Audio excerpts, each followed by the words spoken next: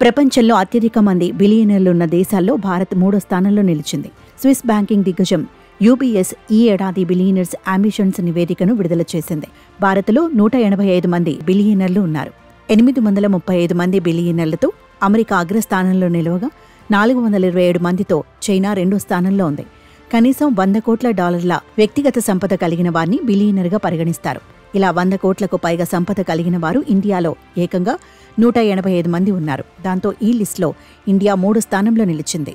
కాగా ఈ ఏడాది భారత్లో మరో 32 మంది బిలియనర్లుగా అవతరించారు. గత ఏడాదితో పోలిస్తే వీరి సంఖ్య 21% పెరిగింది. ఇక 2015తో పోలిస్తే 123% వృద్ధి నమోదైంది. దేశంలోని ప్రస్తుత బిలియనర్ల మొత్తం సంపద గడిచిన ఏడాది కాలంలో 42.1% ఎగబాకి $90,560 కోట్ల అంటే $76.66 లక్షల కోట్లకు చేరుకుందని యూబీఎస్ వెల్లడించింది.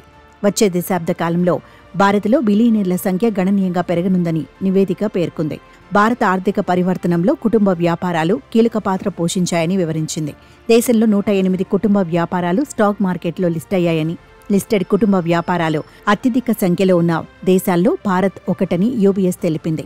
ప్రపంచవ్యాప్తంగా బిలియనర్లు 2015లో 1757 మంది ఉండగా 2024లో ఆ సంఖ్య 2682కు చేరుకుంది. గడచిన ఏడాది కాలంలో అమెరికాలో కొత్తగా 84 మంది బిలియనర్లుగా అవతరించగా, చైనాలో వీరి సంఖ్య 93కు తగ్గింది.